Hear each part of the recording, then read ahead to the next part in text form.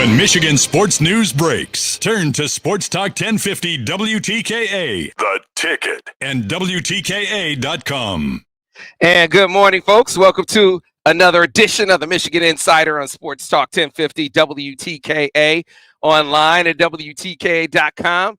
And if you're just joining us on the radio, of course you're just joining us on the radio. If you're just joining us on the stream, we don't normally go live this early in the morning, but there is breaking news that we broke here exclusively on the Michigan Insider right here on Sports Talk 1050 WTKA as of 5 a.m. this morning. Well, I think they made it official that, it's the agreement has to be announced is going to come that Wink Martindale will be the new defensive coordinator for the University of Michigan, Mr. Weintraub, as reported first on the Michigan Insider.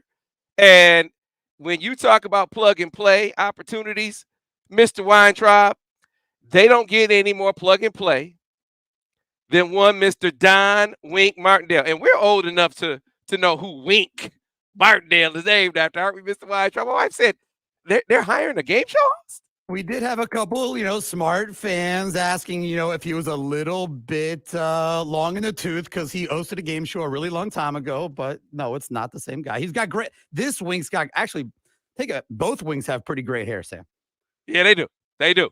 But this is what Sherrone Moore, if you were talking to people behind the scenes, as it became clear, it was clear from jump, pretty much, that Jesse Minter was going to go with Jim Harbaugh out west, go to the Chargers, go to the league. Even if Jim had come back, maybe it would have been Jim looking at Wink. As a matter of fact, I bet you Jim would have looked at Wink because when Gaddis left, you look at Greg Roman. I mean, you can kind of kick the tire, see what's going to happen, and then you wind up back around this way. And that's what I think would have happened here, except Wink. It's an opportunity because guess what? Guess what we've seen now? A coordinator job at Michigan. If you're talking about prestige and profile, look at where Michigan's last two defensive coordinators are. So I don't think it's for a big-time defensive coach, in this case coordinator, you're weighing options. I don't think that this is seen as that giant step back that it would have been seen as some years ago. Because the guy who was Michigan's defensive coordinator 3 years ago is now an NFL head coach. The guy who was Michigan's defensive coordinator the last 2 years is now a coordinator with the Chargers. And I think that's just a stopgap in the path for Jesse Minter, who I believe in the next couple of seasons, just like Mike McDowell, next couple of seasons, is going to be an NFL head coach. And now Wink Martindale, with all the experience that he brings, this is the dynamic for Sherrone Moore. Think about it for a second. First-time head coach. You want to keep the Ravens' scheme in place. You want the players to not have to change a thing. This defense they are loaded on defense. Need I go over the defensive line? Your two interior defensive linemen are first-round draft picks projected. Mason Graham, Kenneth Grant. Ira, you and I were talking about what the Baltimore Ravens right now. I don't know what their blitz rate is.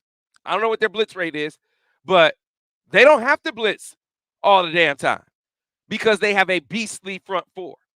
And this was, to me, one of the keys to what the Ravens scheme, the Ravens defense that we've seen all these years has been so outstanding. It felt like it was on steroids this year because up front, Justin Madubuike was outstanding, and you're strong right up the middle. They're getting after it with their front four. Now the blitz is a luxury, not a necessity.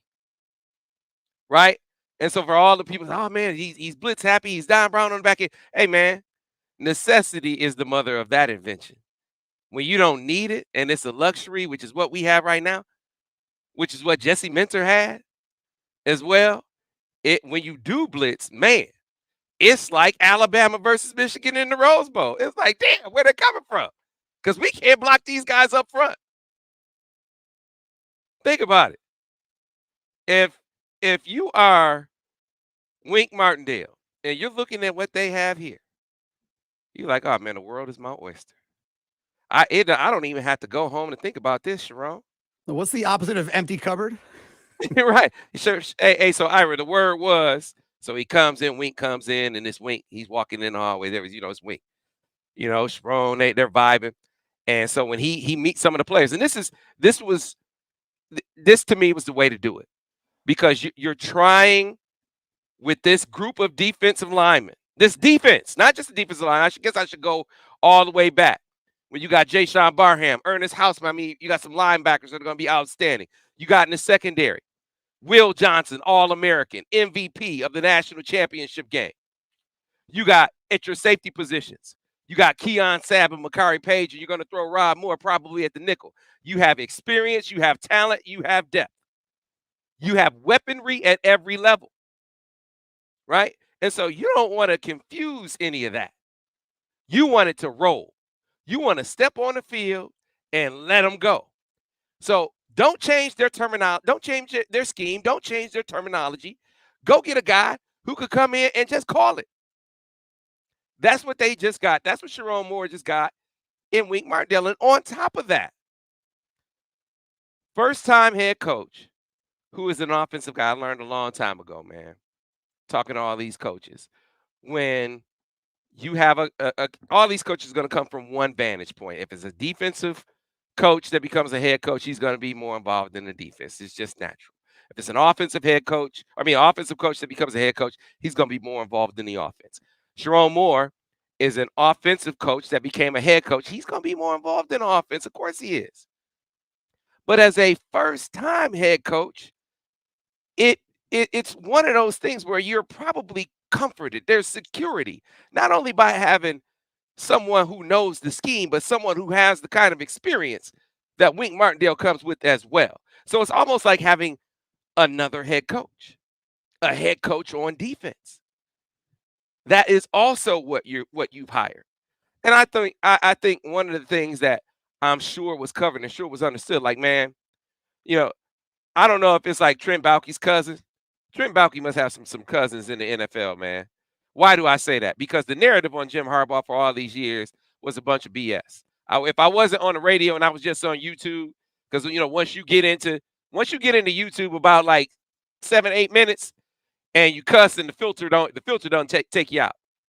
So it was some bull stuff that they put out on Jim Harbaugh for all those years, talking about, oh man, he can't coach and players can't relate and he's difficult. Hey man, champion. All I know is the dude he turned around every program he's ever been a part of. Every single one, including the 49ers, overnight going to do the same thing with the Chargers. You watch, mark my words. Dude just wins. I take a little difficulty if the dude just wins. Why am I bringing this up? Because you had a narrative across the NFL that you don't want this dude. You don't want to work with him. And it feels like the same kind of narratives are going on around right now about Wink Martindale. It's a matter of perspective. Ira, how do we know it's not Brian Daboll who was difficult? How do we know that? Do we know that? That's the story that's out, but we don't know that. But because that is so prevalent, because that's what people are saying, and because it's a first-time head coach, I am sure one of the things that was covered is like, look, man, this is my program. And while I need to have someone who has the kind of veteran savvy and experience, the expertise, right, on that side of the ball, it has to be clear who's running the show. You know what I liken it to? I liken it to Phil and Juwan. You ever notice how when we have Phil on, or whenever Phil is on any kind of speaking aid, even when Juwan was out with the heart thing earlier this year, and he's the interim coach, there's always a reference to chain of command. Hey, Juwan, a head coach, he's instilling all of these things. We following his lead. He's setting the tone. I think there's purpose to that, and I think that's a meaningful thing, especially for a first-time head coach. That's a meaningful thing because he comes in this case, Wink is going to come in with the majority of the experience. So lean on, not lead. Lean on, not lead. Right? Let me lean on you. Not looking for you to lead the team. And I think it might seem inherent. It might seem obvious. But to outsiders, perception might be different. So over-deliver on the perception being what you want it to be, and that is your first time head coach as a man. But that to me would be the only real thing that you could maybe kind of point at, because the idea that it's going to be this recruiting setback, it's not going to be a recruiting setback, Ira. Who did Mike McDonald recruit? I don't say that as a criticism, but you don't even cover recruiting, Ira, but you can name who Mike McDonald recruited, right? Can't you? Apparently, I can, Sam. Yes, you can. You know why? Because no one. I'm just, and I don't mean that as a criticism, but he wasn't bringing you recruiting presence, right? And Jesse was more prevalent. He was more present on the recruiting trail. No doubt about that. But my point is, what do you prioritize? And what you have to prioritize if you're Sherrone Moore and going to get a defensive coordinator, knowing that you're going to have more presence on the offensive side of the ball, is you need a guy who's not going to change the scheme.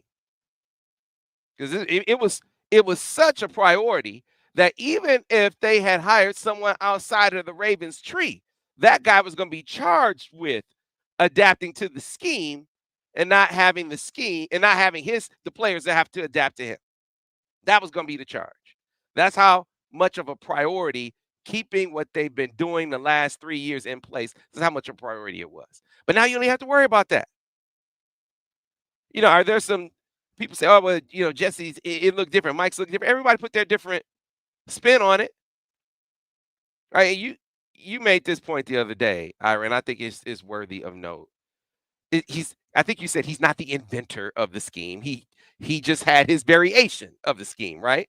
Right, like football is all a variation of something before, and the Ravens have had a lot of continuity on defense for a really long time. And he was on Dean Pees' staff for a bunch of years. He took over for Pees, and it's not like he then installed a brand new defense. He changed it up a decent amount, but it was all still based in my guess is the language is similar, right? Maybe it's that's when he started changing other stuff. But yeah, it still started with the same blueprint at the base. And then they make changes. And Sam, I read a lot in the last 24 hours. Both on like the NFL side with Wink. You had a poster on your site. I wish I could find the post, but he brought up blitz rates for the Giants this past season. And in the Dolphins game, it was like 20-something%. So people are freaking out that it's in this really high number. It's game dependent and personnel dependent. So that's a big part of it. And then you've talked a lot about, because people are like, oh, yeah, but the difference in the coverages in the back end. Well, didn't you talk about it was not necessarily all Jesse on the back end? Oh, yeah, it was. Stuff, right? So when people are saying, oh, well, Wink, it's not necessarily about who the DC was anyway. Someone else has to come in and is going to be a part of that. It's not all just one guy, because people are like, oh, well, Wink doesn't do that back end cover stuff. I'm like, for one, you don't necessarily know that. And two, was Jesse the guy doing that at Michigan? And you've been pointing out that they had an analyst on the back end that was really instrumental on the back end stuff. Yeah. Doug Mallory, new Ravens safeties coach, right? he was instrumental in the coverage variations and marrying the coverage with the pressures. He was a big part of that. So this is a collaborative thing, and you get, as we first reported the other day, you get Steve Clinkscale back, who obviously was involved in that too. So look, it's going to be as close of a facsimile as you could possibly have gotten to what you had last year. Is it the same? No. I mean, the last year was, it's a masterpiece. Last year, can you replicate a masterpiece? I mean, maybe not every single point, maybe not every single detail, but you can get close to it. Get close to it, right? And for those who are just joining us, the breaking news is that Wink Martindale is Michigan's new defensive coordinator. Arrived in Ann Arbor early afternoon yesterday. Obviously got a chance to connect with Sherrone. I know he got a chance to check a couple of the coaches, because the coaches have the next couple of days off. But there are a couple of coaches around. I know Kirk Campbell was around, but he got a chance to get with those players. And so one of the points that I was making was you wanted to involve the guys in this process, because as you kind of laid out an agenda and you started losing, because you had a way that you thought this was going to go, then you start losing targets, right? You knew you were going to lose Jesse. You didn't know you were going to lose not Kirk Campbell. You didn't know you were going to lose Ben Herbert. He was confident. Remember, he was at his press conference. He was extreme. He was very confident in what was going on with Ben Herbert. 24 hours later, it's like, oh shoot, it's looking like this is going a different way because Jim is playing with monopoly money, at least as far as that position was concerned, right? And so now, it's a little bit of a tug of war because you're dealing with 3 different NFL teams that are now trying to pluck from you. And so they aren't just taking your frontline guys, but they're taking your farm systems. So you got to fight. So they get Ben Herbert, they get Mike Elston. You protect. They wind up taking Doug Mallory as your senior analyst. He becomes the safeties coach for the Ravens, but you keep Steve Clinkscale. You keep Grant Newsome. They made a late run at Grant. The Ravens did. Obviously, Jim with the Chargers made a run at Clink. And hey, now you go and get Wink. Man, that's a hell. You're gonna lose some with all this NFL action. The notion that you're gonna be able to keep all the coaches was probably pure fantasy. But realizing that, can you keep continuity? The most important continuity. You got to keep this roster in place. And this was always going to be a tiered, there were always going to be levels to it, how you were able to accomplish it, right? So the very first piece was hiring Sherrone Moore. Saying, Sam, you said if they hire Sherrone Moore, the players, the roster would be safe. Did you see players jump in the portal right away? That was the point. Listen to the whole thing. Listen to the whole statement. You get Sherrone Moore, it won't be like Alabama when Kalen DeBoer gets hired and all the guys go scurrying to the portal. They will sit tight. The next piece is now you got to get the NIL right. Had a lot of things to say about NIL, right? Is it perfect? No. Is it evolving? Yes. Is it evolving at a rate that was functional for the retention of the roster? Abso-freaking-lutely. Because if the NFL doesn't step up, you got a lot of guys in the portal right now. But NFL steps up. I mean, not NFL. NIL steps up to help protect the roster. Right? Shout out to the collectives. They're doing what they're supposed to do in this environment. Your mainstays intact. But that's only a part of it. That's only part 2. Because once part 2 is done, still vulnerability to the portal. Because you got teams that are saying, hey, man, hey, I'll give you that. You come over here. Is it illegal? Sure it is, but in NCAA is no protection. Agents shopping guys, hey, if you take this dude, you take my guy, he come over here. And so imagine you're being advised to look around and you aren't even looking around. That's continuity. That's culture. That's Sherrone being in place. That's NIL being in place. But could still jump if you don't hire a guy that we feel can keep this thing running, that we feel can allow us to run this back. Still, I can go, but wait, guys, fellas. I'm looking at 2 pro guys. I'm looking at Joe Cullen, the defensive line coach for the Kansas City Chiefs, who are in the Super Bowl. Oh, really, coach? Oh, okay. And I'm looking at Wink Martindale. The dudes that Jesse and Mike. You looking at it? Oh, coach. So both of them elicited a reaction. Right? A positive one. One that, okay, if you're looking at them, let me sit back and see how it goes. Let me sit back and see if you can get one of these guys. Right? I won't go jumping in the portal. Let's see you work it out, coach. And then Wink comes in the building, vibing with Sherrone. That's going well. Then you sit down with the players. And some of the players, I don't think it was the whole team, but sit down with some of the players and the vibe is right from what I hear. Vibe is right. And what do? You're talking ball, you pop in film. And what film do you pop in? You pop in Ohio State. I know there's been a few ass whoopings. You might as well say take your pick, but they picked the last ass whooping. Because, hey, we don't have, we want to get it on the most recent one, right? I mean, we could go back, but those last ones were slaughters, right? We want to give you some more drama, coach. The other one's anticlimactic. We broke a foot off in the ass a couple years ago. and last year. This past year, we'll show you some drama because we it's like a movie, right? We want to have a good time. We want to have you on the edge of your seat. You sit down and you're showing him, you're indoctrinating him into the priority of beating that ass down in Columbus. And he's with it. And so that vibe is established. And then he gets up, goes out, gets a chance to hang out at dinner with some of the coaches at Sherrone. And now you have the next piece to the puzzle for this first staff for Sherrone Moore. Man, it was never gonna be easy. It was never gonna be just about money. You know, this notion that, man, I've seen some crazy stuff out here. Does he have enough money to go out and what the hell?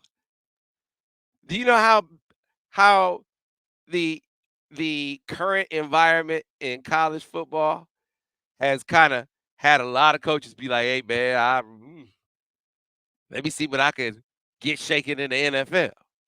So that's been a real thing. And then of course, you know, opportunities.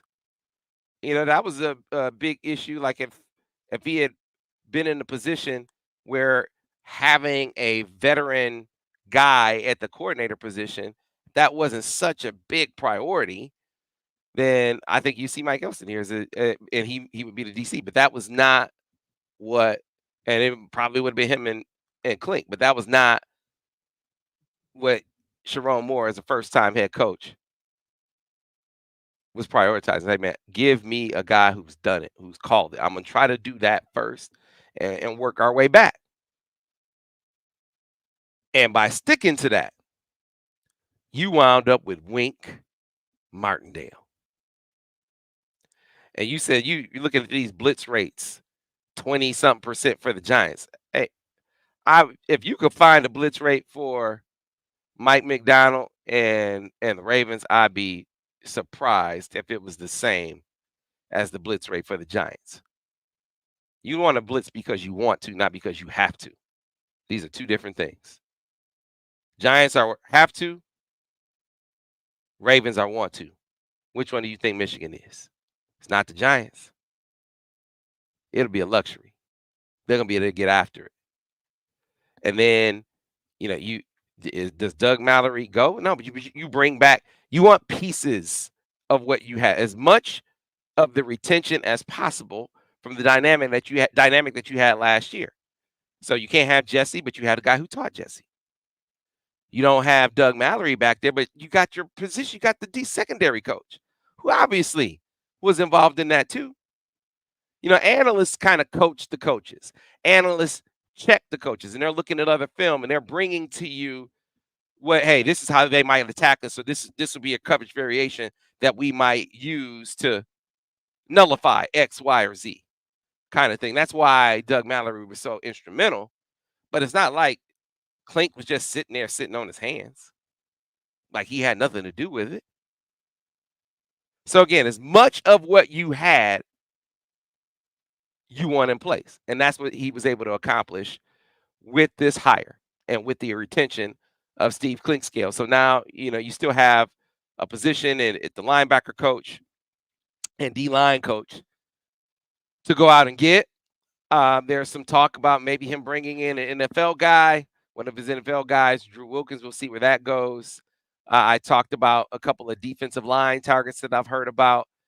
Really, really outstanding young coaches that I know are on Michigan's radar. One of them, a really, really strong recruiter. I think that'll be a priority. You got to see how some of these different things are going to shake out. You still have the contract negotiation going on with Mike. We got to see how that goes as well. So you still have some things that are in flux as far as on-field staff positions are concerned. We'll obviously continue to cover it and bring that to you like we have every coaching search. We've been on it. There's been a lot of things. There's been a lot of things over the years that we've seen, and we've seen Jim Harbaugh to the Vikings. You remember that? We said no, that's not true. Remember Jim Harbaugh was at Schembechler Hall when he was with the Chargers. We said no, that's not true. Right? He's not. Remember that? I remember that. You remember Michigan hired Joe Cullen? We said no, that's not true. We've been with you on all these searches. Why I keep telling y'all. You holler at your boy. Keep, you want the accuracy? Holler at your boy. We'll keep giving it to you. Same thing with these next few hires that he's looking to make. We'll keep you up to speed on those and what's going on with them over on the MichiganInsider.com. And then from there, it'll be about revamping that recruiting department, because that'll be another piece, because that's a concern, and I get it from some people. Well, hey, if you bring in not just one, but maybe even two pro guys, how do you deal with that recruiting wise? You have certainly got the backfill around them with strong recruiting elements. And that includes a revamped scouting and recruiting department, which I think is a priority. It got moved down the list of priorities, is retaining the roster and hiring these on-field coaches. Those moved to the front. And they said, well, why can't you do everything? Because you got to understand how pressing, how coming from every direction the last week was. You got schools all over the country trying to poach your players. You got agents trying to shop your players. You got coaches that are in or out or in. You don't know. So you're trying to retain them, and new jobs are popping up as coaching movement in the NFL takes hold. So now you got to expand your board as far as potential position coach hires are concerned. Yeah, that's why it requires all your attention. That's why you have to prioritize. Okay, I got to make sure I got all my guys straight, all my guys on the team straight, and I got to make sure I got enough options as far as these position coaches are concerned. So if somebody bounces, I can take care of it. I can figure it out. So for a first-time guy, man, hey, Sherrone's he's doing that. For as much as you think, a lot of people, this wasn't disorganized. First of all, a lot of people's perception of disorganization was a function of them looking at a lot of false narratives and false news that was out there. I don't even call it news. A lot of falsehoods that were out there kind of had you thinking things were all over the place, and they weren't. But that doesn't mean that a whole lot wasn't happening. A whole lot was happening. And you had a first-time guy kind of ducking and dodging, taking a punch and countering, doing a damn good job for his first time. And again, landing on Wink Martindale. For all the reservations that anyone might have about this, I can't imagine you would have your reaction would be there's more downside than upside to this. Even the most pessimistic of a viewer. How could you see this as having more downside than upside? Veteran in the game, veteran in the scheme. The experience that he has is something that, from the player standpoint, excited them and helped keep them in the fold. And the strength of your team will be the defense. If the most important thing is for that to be able to hit the ground running, right? You accomplish all those things with this hire. Now, there are other things you have to do. I don't want to minimize that you do need to address recruiting. That linebacker coach and defensive line coach, that will be an interesting thing, because by having a special teams coach exclusively, it kind of limits adding another position. So it makes those positions very important from a recruiting perspective. And if you wound up going in a pro direction for one of those, then it intensifies the need for that to be addressed elsewhere, like, say, for instance, in the recruiting department. Makes that even more of a priority. Because, anytime you bring an NFL, it's not just these NFL guys. Anytime you bring an NFL guy into the college scenario, and probably now more than ever when you throw in NIL and the transfer portal, it's a crapshoot as to how they're going to do on a recruiting trip. Like, you don't know. I'm not going to sit here and tell you that whoever they bring in as a linebacker coach, if they come from the pros, that it's going to be, they're going to be ace in the hole or even Wink on the recruiting trail. Can't promise you that. You don't know. Crapshoot. So That's why you got to bring in or put in place the pieces around that you think are going to be able to offset that if it winds up being a Mike Macdonald type presence. So we'll see. Have to see how everything unfolds. There's some pieces still moving around the board as far as the remaining staff positions are concerned. And then, of course, the recruiting department hiring a general manager. That job has been posted. I can see Sherrone adding another piece or two to the recruiting department as well. And then seeing if they can, from a scouting perspective and a recruiting intensity perspective, kind of take what they have been doing to another level. But the focus right now is on Wink Martindale. This was a slam dunk hire as far as I'm concerned. There wasn't going to be a perfect one. They said, well, go find Jesse Minter, man. It's not like when Jim went and got Jesse Minter, there were fireworks shooting off for Jesse Minter. I know who Jesse Minter was. A whole lot of people didn't. And they were like, man, you went and got the Vanderbilt dude? What did he do at Vanderbilt? It wasn't like this. And even Mike Macdonald. Mike Macdonald had coordinated when he got him. Different circumstances, though. This is the first time head coach. Right? And you had something that you were looking to maintain. You needed something new. When Mike Macdonald came in, you wanted to change things around. When he came in, now you want to keep it in place.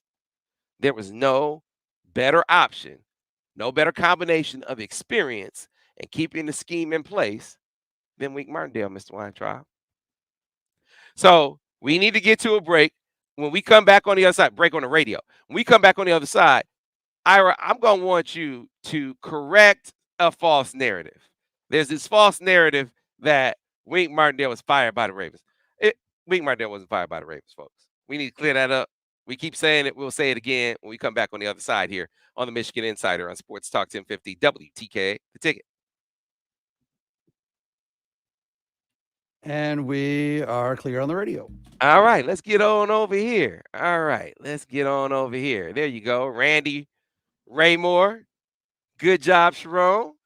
I agree with that wholeheartedly. This is Mish Wolves 21.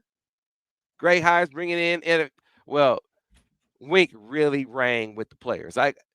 Joe Cullen did too, but not like Wink from what I heard. From what I heard, it was like, oh, shoot. Wink. Oh, I guess Wink is an easy name to remember, right? Wink is easy. And he's very memorable. We bumped into him. We were at the Big Ten women's basketball tournament in Indy during the combine a few years ago, and he was at the restaurant. Everybody's in gear, right? There's scouts and coaches or whatever from every team. Everybody's in gear. He had just joined the Giants, and he didn't need to be in Giants gear to recognize him, right? Right. You don't know who most of the other people are. There were probably D coordinators and OCs and maybe even a head coach that kind of sneaks under the radar that was in the room, right? He can't do that. And so, yeah, his name and face are very recognizable. And so RD1 says, a little scared of the blitz rate. But like Sam said, hopefully he realizes the D-line. Hopefully he this is like obvious, folks. Like he walk in and see Mason, I'm like, that's a dude. He didn't even have to see Mason on the field, so that's a dude. KG, like, okay, I don't have to blitz. I don't have to blitz ever. But I'm going to do it because I know when I blitz now, it's going to get home. Blitz because you want to, not because you have to. And this is it. You on it. RD, he doesn't need to blitz all the time. 100%. 100%. Think about how the Chiefs. So we talking a lot about Spags and how Spags is doing. Spags is that dude. That defense is balling. We talk about a lot about the Ravens scheme and the Ravens and what they're doing and what Mike Macdonald is doing, and they were balling. Both teams are beastly up front, Ira. I mean, can we realize that both these teams have dogs in the front four? Dogs specifically on the interior defensive line. Am I lying, Ira Weintraub? Chris Jones on one side. Am I saying the man's name right? Matabuke? Am I saying his name right? If I'm mispronouncing his name, please correct me. Sounds about right. I think it's Matabuke. I'm terrible. Man, here's what I know. I have to cover them in our context. I'm terrible with names. Hey man, all I know is right up the gut. They are dominating teams. Dominating teams. And what does Michigan have on the defensive line? They are dominating up the gut. When you can be dominant up the middle of your defense, I've never called a defense, but I'm just saying I see some commonalities in the great defenses. You might have a dude who is outstanding with the X's and O's in the scheme, but it's kind of hard to mess up a Lamborghini. Like if you throw a race car driver inside a Lambo, it's like, okay, that it runs better. Make no mistake. But my point is, it's hard for that to be messed up. So as much as we talk about the scheme, as much as we talk about those great defenses, look at what they have up front. And that is what is key here. I wouldn't get all caught up in these stats from the Giants because the Giants in their league, it doesn't even stack up. Their personnel doesn't stack up in their league the way Michigan's personnel stacks up in college football. It's a different scenario altogether. I'd be curious to see Jesse's blitz rate in year 1 versus year 2. Because Mason and KG hadn't really been established in year 1 for Jesse. Right? I mean, you had Mozzie in there, but that hadn't really worked out yet. But last year, man, he didn't have to. I mean, you look at the way they absolutely destroyed the interior of the Alabama and Washington offensive lines. Those two centers, I mean, man, it was abuse. It was abusive. I don't know what the hell Alabama center was thinking. Like, I mean, who was advising this young man? You ran from Alabama to the team that is going to face the team that just bum rushed you. I don't know. I'd have been trying to get away. I'd have said, hey, let me stay in Alabama. Let me do something different. Then go and face back on radio at about 20 seconds, Sam, and then so about 15 more minutes of video stream here till we get to the top of the hour. All right, man. Looking forward to it, folks. If you have questions you want to get to in the stream, I'll try to throw some of them in here. All right, and we'll get some of your questions on the other side as well. So. And back on radio in 5, 4, 3. And we are back, folks, here on the Michigan Insider on Sports Talk 1050 WTKA, online at WTKA.com, and live on the stream on YouTube, on Facebook, and on Twitter.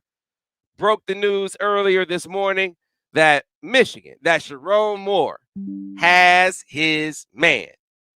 New defensive coordinator, Wink Martindale, formerly the defensive coordinator for the New York Giants, formerly the defensive coordinator for the Baltimore Ravens. And so, Ira, I said before we went to the break, I want you to correct a misconception out there. Really, I'd say correct the one about the Ravens, but you correct the one about the Giants too. Yeah, there's been a lot of he's been fired from his last 2 job stuff out there. So more recently, he was expected back by Daboll in New York. Now, Daboll went and fired a couple of his guys off his staff, but he expected him back. That was the expectation as of a few weeks ago, and he said, I'm out. So, no, he wasn't fired. He left. He chose to leave. And now in the Baltimore situation, after 4 years as defensive coordinator and 10 years in the organization, it was what has been described as a mutual parting of the ways. And people can argue all they want in semantics and language, but at the time, and then 8 months or 9 months later, it was maybe 10 months later, they played each other, the Giants and the Ravens, and the conversations that they both talked about it. Wing talked about it. John Harbaugh talked about it. They're still friends.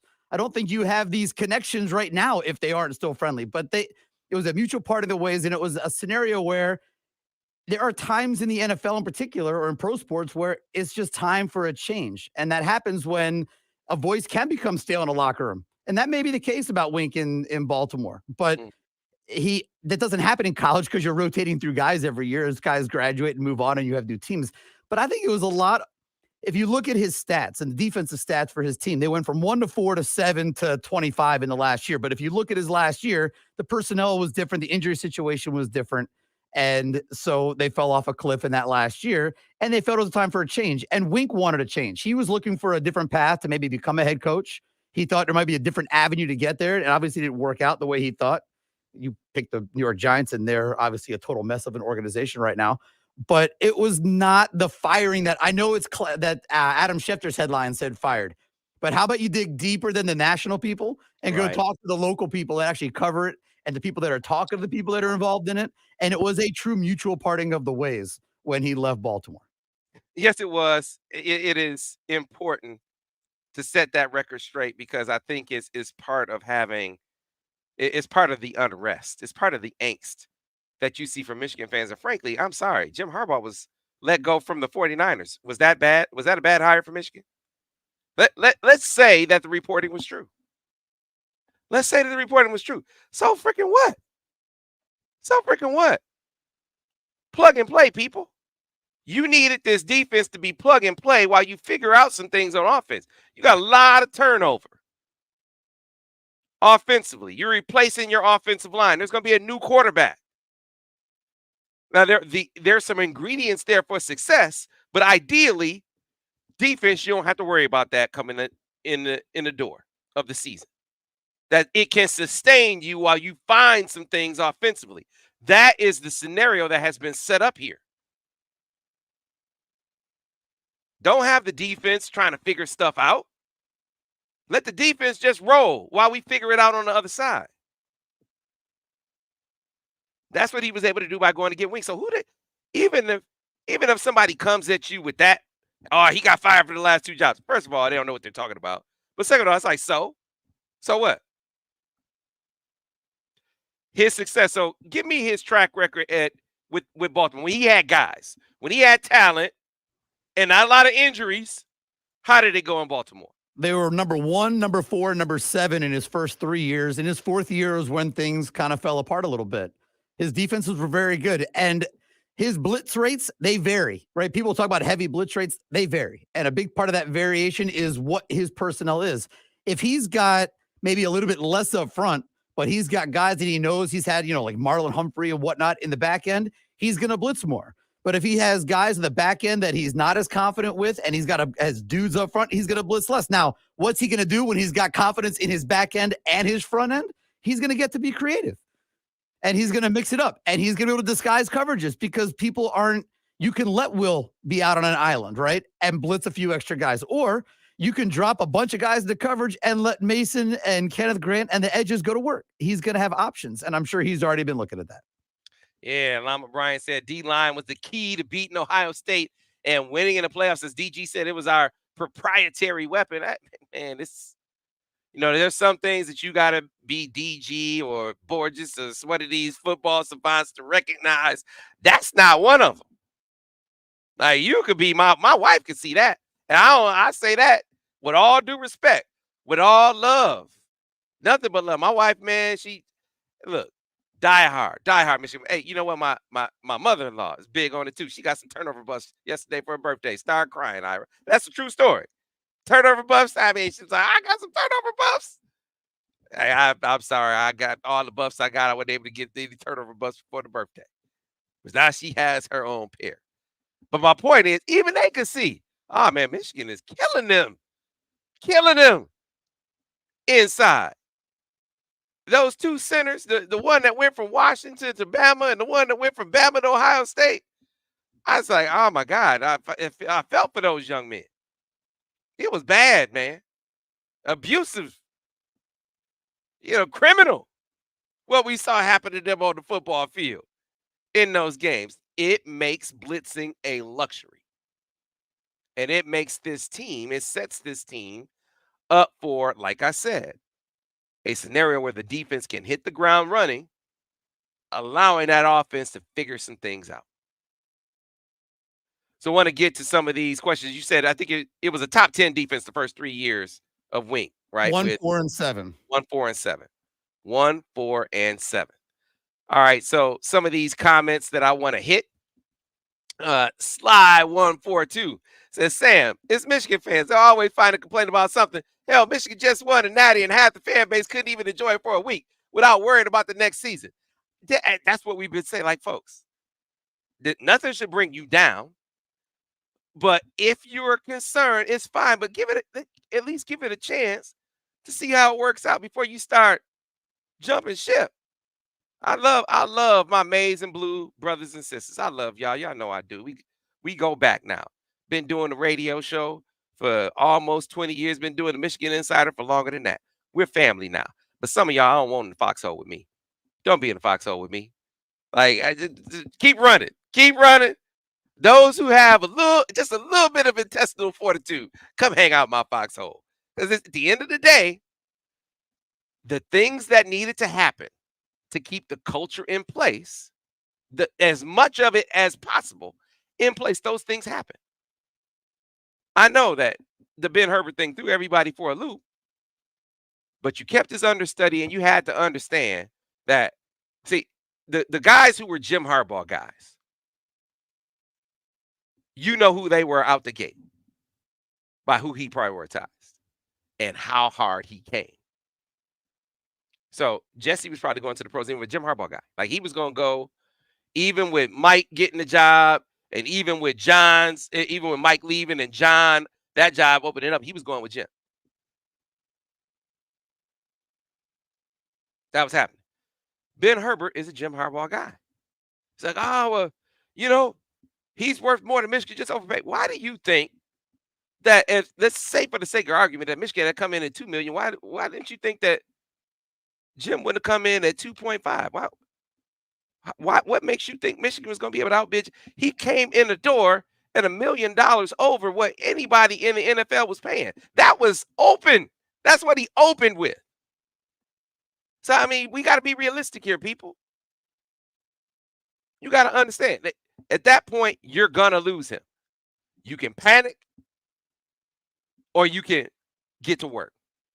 Sherrone got to work. Because guess what? They're coming for your other coaches too. Even after Grant is announced as an O-line coach, right? But he hasn't signed yet. That he's going to be high. Baltimore is coming at him with an assistant O-line position. So you got to get that locked up. And oh, by the way, Jim's not done with your guys. He's coming at Klink now. You got to keep Klink. And someone just asked, they were asking me in the chat. Rico said, "What's up with Klink?" I man, tell me you're not on the MichiganInsider.com without telling me you're not on the MichiganInsider.com. Rico, what are you doing? Do you want the news? Do you want accurate news? Where you at, Rico? Come on over with us at TMI. I told you a couple days ago now that Klink is back. Not last night, but the night before last. That Klink is back. So you lost a couple, you kept a couple, and you went and got Wink. You're winning. You're winning if you're Sherrone Moore. This is a big-time hire for a first-time head coach. You went and got a veteran defensive coordinator. And nothing schematically, let me stress this, nothing schematically is going to catch this guy off guard. And so someone said, well, hey, Sam, Mike McDonald, there's something that caught him off guard. I said schematically. I'm talking about X's and O's, what they see. What Mike had a problem adjusting to was substituting versus tempo. Some of you don't have that issue. It's a different ball of wax in college. Man, if they're on the far hash, you aren't subbing, Mike. It took him a minute to figure that out. Took a minute. I'm not a DC, but obviously we know from watching a lot of college football. Hey man, far hash is not happening, Mike. You aren't past the Michigan State game. He got it right. Jesse, who had worked in college, that wasn't an adjustment for him. That things like that might be some things that you got to look out for with Wink. I would imagine though, with Klink Scale having gone through that, with Sherrone having been around, and some of those pitfalls that they saw with Mike McDonald, they might be able to head some of those things off at the pass. But I'm talking about schematically, X's and O's, the type of attacks that they face. There is nothing that he's going to see where he's going to be like, what the hell is that? I mean, for a first-time head coach, there's comfort in that, man. There's big-time comfort in that. So this is an A-plus hire. This is an A-plus hire. Understanding that there was going to be no one out there that was totally perfect. They said, well, I know my guys over at MGO Blog. They were like, go get Zach Orr, who, didn't have the experienced, the experienced play caller piece of it. But I get why you would want him, but you got to take into account that you weren't getting those guys. They knew that there were going to be some musical chairs in the NFL. There were going to be NFL opportunities. And these guys were not going to be coming back. These young whippersnappers were not coming back to college when they got pro options. You know how I know? Because I gave you a couple of examples here on the air. I talked to Kevin Coger. I was talking to Kevin on the daily. Texted him. He's like, Kev, what's up? He said, man, it's home. It's in this tight end coach. He said, it's home. And, parents in Toledo, wife's family from Saline. And I love Michigan. I got to look at it. And he didn't even have a gig at the time. But it's like, if I get a pro gig, I got to go. And so the Falcons came up and he was like, love Michigan, but I'm telling Sherrone, I can't do it, man. Can't do it. I can't do it, man. Jerry, I called Jerry Montgomery. Ira said he got let go. He doesn't have a job. Jerry, no, Sam, no. I'm not coming to college. It's crazy. These young whippersnappers are not coming back. So you get in this Ravens tree, and they know, okay, Mike's probably going to get a job. They thought Mike was going to get a job with the Titans. He winds up getting it with the Seahawks, and Jim has a job with the Ravens. So you got these other stops where all these guys can wind up with jobs. They weren't coming back. So the fantasy of the next Jesse Minter was pure fantasy. That wasn't happening. So that's why I call this A+ higher. Given what was realistic, I probably would have said this was unrealistic at the beginning until they got into it, and you're asking the different Ravens guys, okay, who are some guys we should look at, right? Because you are looking at maybe trying to find the next Jesse, as much as you would prefer experience, but you're at least kicking those tires. And as you go around and you're asking different sources, and then you get to Wink and you're asking him, and he's like, how about me? And you're like, oh, how about you? Like, really? You ready for this? Oh, let's go get it in. Let's go get it in. Let's run it back right now. That's why when he comes in the door, it doesn't take a whole lot of convincing. He can look at this. Oh, you got Mason Graham and Kenneth Grant, and they running the scheme already. I have to teach a whole lot. Maybe there's some terminology differences, but I'll learn that. They don't have to change a thing. Oh, man, and we got an offense. We got an offense that is going to complement the defense. Holla freaking Luya. This is what I didn't have with Brian Daboll. Why do you think we had some problems? They tried to put it all on me. My defense looked worse because Daboll wasn't getting it done on offense. And you mean to tell me I'm going to step in the door with a head coach who is going to play offense that protects the defense as much as possible, and in a strategic kind of way. It's not going to be basketball on grass where we're going to be on the field all the time, right, where possessions and snaps are going to be through the roof. My defense is going to be fresh. My defense is going to be protected. We're going to play complimentary football. Oh, man, let's go. Let's go. I know I'm not a college guy, but I'm going to be a college guy for now. Wink Martindale is Michigan's new defensive coordinator. So, folks, we're going to end this on the stream. We wanted to bring you this breaking news. And by the way, we did break this news.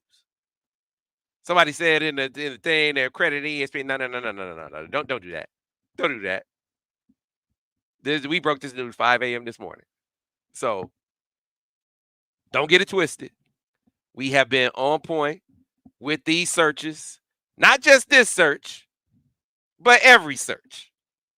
This is just continuing that theme.